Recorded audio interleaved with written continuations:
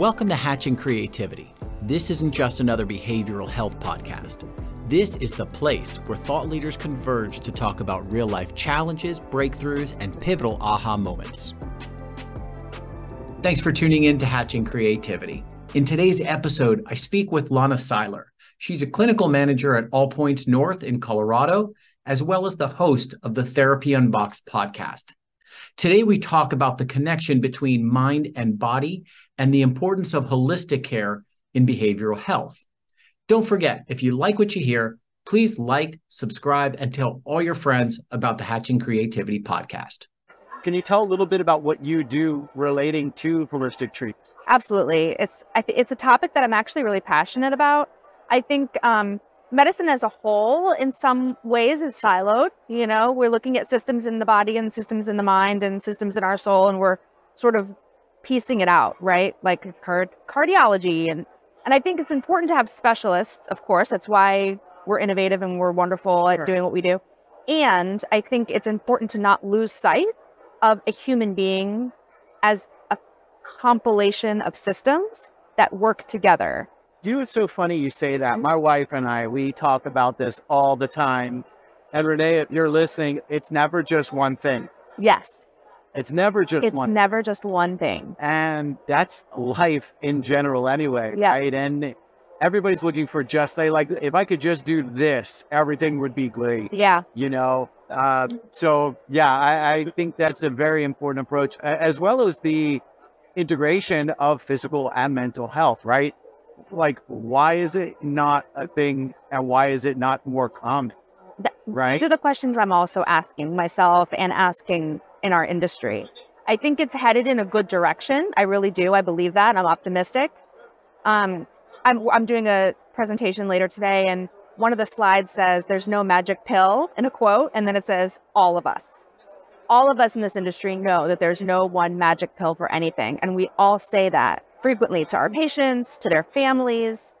And so one of the ways that at All Points North that we're sort of like bringing in holistic care is not only is it like primary mental health, primary substance use, so we're looking at all these different elements that work together for patients.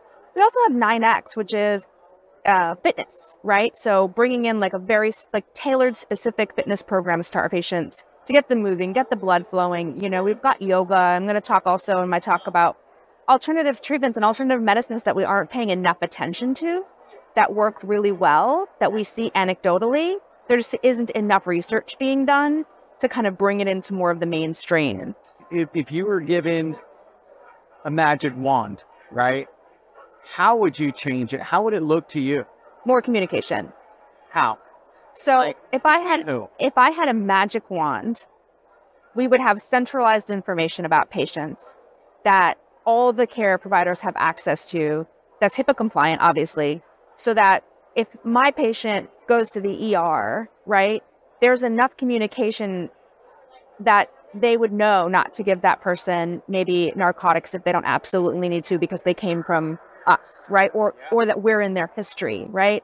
And so it's tricky because we don't want to, want to make sure patients have control over their health care information. It's very important. And if I had a magic wand, there would be much more communication across all different spectrums of health and care, including medicine, including emergency medicine. Absolutely. And it would go both ways. I mean, nothing would make me happier than to have one of my patients' primary care physicians call me and say, what are you doing with this person? Where are they in their therapy? Right? It's so important. And, you know, the communication, especially when somebody's going into treatment during admissions, right? They're in crisis. They're not thinking about what am I allergic to? What contraindications are going to have from any other medicine that I'm on, right? What happens?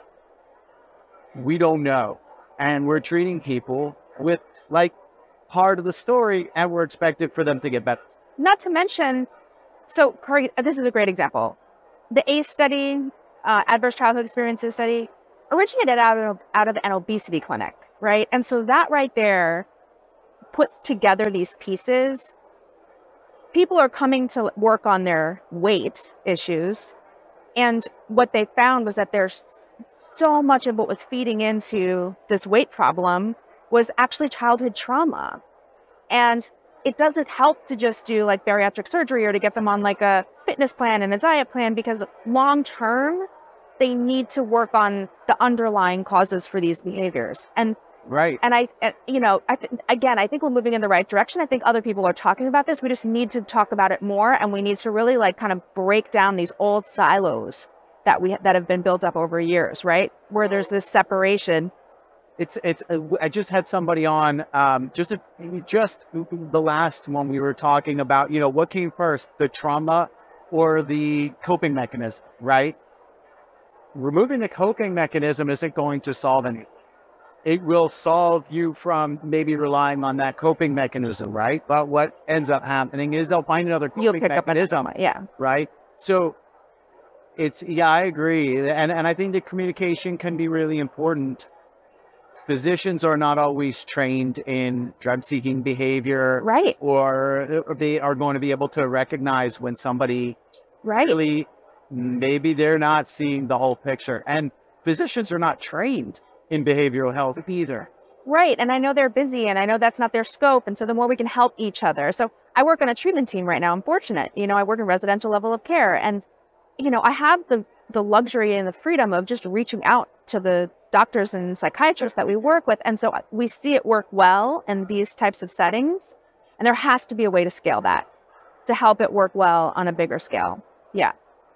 It comes also to standardization. Yeah. And I get on that soapbox. I'm not going to right now, but there needs to be standardization around expectations. Absolutely. And, these are all things that I think there needs to be, and this is something NATAP should be doing, and maybe they are, and I'm not aware of it, but, they really have a lot of ears. Yeah. And a lot of people that they can get in front of and talk about standardization of anything from, you can take a clinician who has different requirements, charting requirements. You're in Colorado, Utah. Yeah. You have different charting requirements in different states. So elements are needing to be addressed, as part of it. Yeah. So look, we can go down this rabbit hole, and I think that we should definitely reconnect on this. Yeah. Because there's just so much to talk about here. Thanks for tuning in to Hatching Creativity. We appreciate your support. Please don't forget to like and subscribe, and tell all your friends about the show. And remember, it's never just about one thing.